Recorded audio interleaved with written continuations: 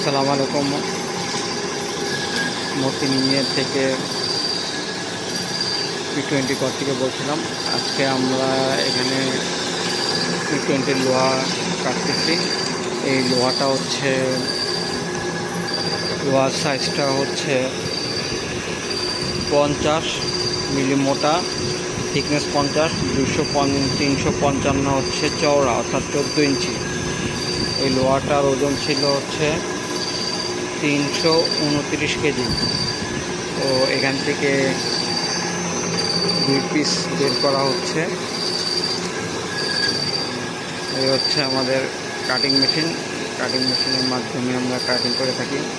এখানে আমাদের আরও P20 লোহা আছে। এছাড়াও আমাদের পারফেকশন মেশিনের আমরা তৈরি করে থাকি। পারফেকশন মেশিন এটা হচ্ছে অটো কাটার মেশিন।